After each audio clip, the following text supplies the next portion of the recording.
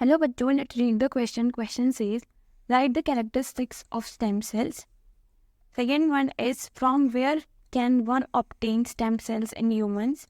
And third one is, state any two applications of stem cells during in curing human diseases. तो हमसे question है, तीन question पूछे हैं यहाँ पे कि हमें स्टेम सेल के कैरेक्टरिस्टिक्स बताने हैं, दूसरा कि हम स्टेम सेल्स को ह्यूमन में कहाँ से ऑब्टेन कर सकते हैं, and the third and last one is कि हमें दो एप्लीकेशन बताने हैं स्टेम सेल की जिससे हम ह्यूमन डिजीजेस को क्योर कर सकें.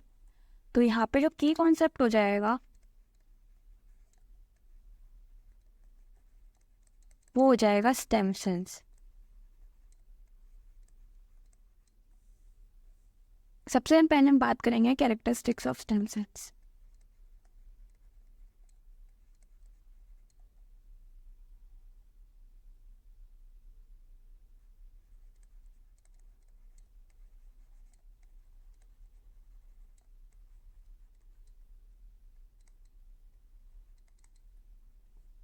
तो यहाँ पे इसके क्या कैरेक्टरिस्टिक्स हो सकते हैं. सबसे पहले होगा सेल्फ रिन्यूअल. कि जो स्टेम सेल्स होती हैं इनके अंदर क्या हो सकती है, सेल्फ रिन्यूअल प्रॉपर्टी होती है. ये डिवाइड कर सकती हैं और क्या कर सकती है, डिवाइड करके और नए स्टेम सेल्स बना सकती हैं.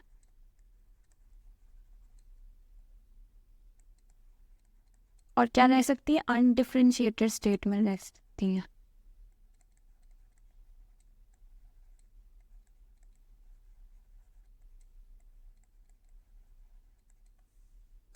हम आते हैं इसकी सेकेंड कैरेक्टरिस्टिक्स पे जो कि है पोटेंसी. पोटेंसी का क्या मतलब हुआ कि इनके पास एबिलिटी होती है डिफरेंशिएट होने में वेरियस सेल टाइप में. तो इनके पास ब्रॉड पोटेंसी होती है. प्लूरीपोटेंट स्टेम सेल्स भी हो सकते हैं जो कि लिमिटेड होती है, और मल्टी पोटेंट स्टेम सेल्स भी हो सकते हैं. तो इसमें क्या एबिलिटी टू डिफरेंशिएट, पोटेंसी क्या हुआ, एबिलिटी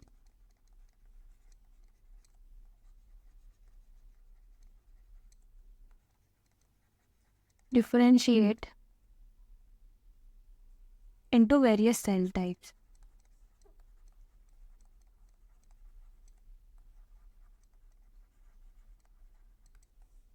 तीसरा क्या हो जाएगा कैरेक्टरिस्टिक इसका, कि इसके पास डिफरेंशिएशन की कैपेबिलिटी है.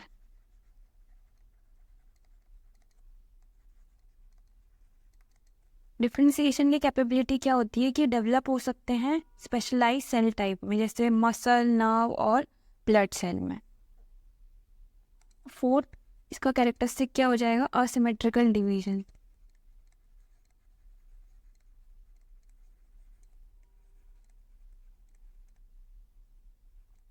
इसका क्या मतलब हुआ कि जो स्टेम सेल हो सकती है वो असिमेट्रिक डिवीजन जिनमें हो सकता है, जिसमें एक डॉटर सेल तो क्या होगी, रिटेन करके रखेगी स्टेम सेल की प्रॉपर्टी को, और दूसरी स्पेशलाइज बन जाएगी. मतलब एक स्टेम सेल है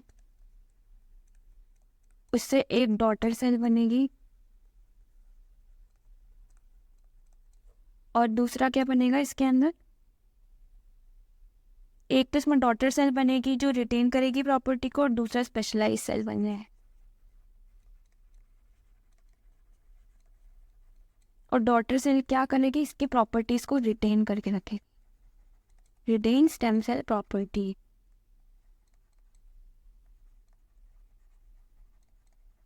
जबकि जो स्पेशलाइज सेल है वो क्या हो जाएगा, और स्पेशलाइज होकर के कुछ डिफरेंट बन सकता है. अब यहाँ पे सेकंड क्वेश्चन पे हम आते हैं कि source and sources of stem cell in human.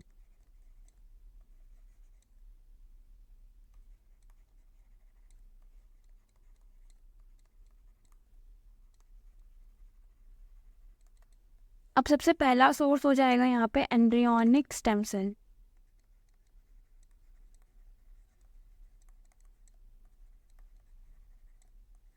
Embryonic stem cell में क्या होगा कि इनर सेल मास जो होता है ब्लास्टोसिस्ट का, वो क्या है, सोर्स हो जाएगा स्टेम सेल का.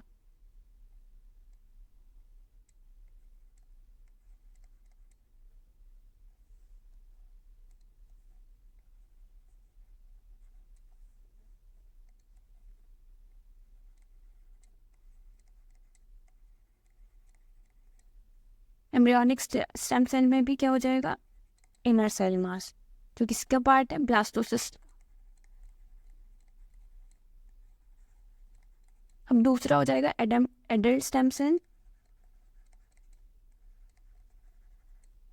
एडल्ट स्टेम सेल किसका पार्ट हो जाएगा कि वेरियस टिश्यूज में प्रेजेंट हो सकता है, जैसे कि बोन मैरो, ब्लड एक्सेट्रा।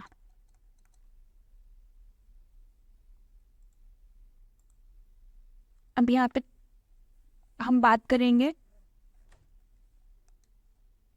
कि इनका एप्लीकेशन क्या होगा। Application of stem cell in curing human disease.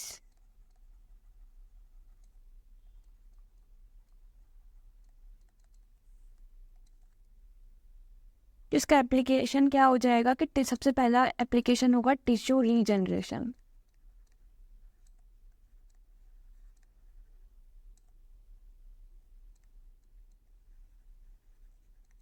Tissue regeneration में क्या होगा कि ये मोस्ट इम्पॉर्टेंट एप्लीकेशन है। इसमें स्टेम सेल जो होंगी वो स्पेसिफिक टाइप की टिश्यू और ऑर्गन को ग्रो करने में हेल्प करेगी, फिर उसे सक्सेसफुली क्या कर सकते हैं, किडनी और लिवर ट्रांसप्लांट पे हेल्प कर सकते हैं।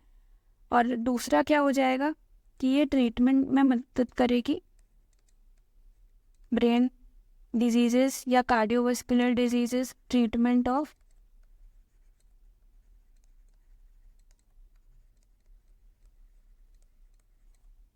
ब्रेन डिजीज और एंड कार्डियोवास्कुलर डिजीज।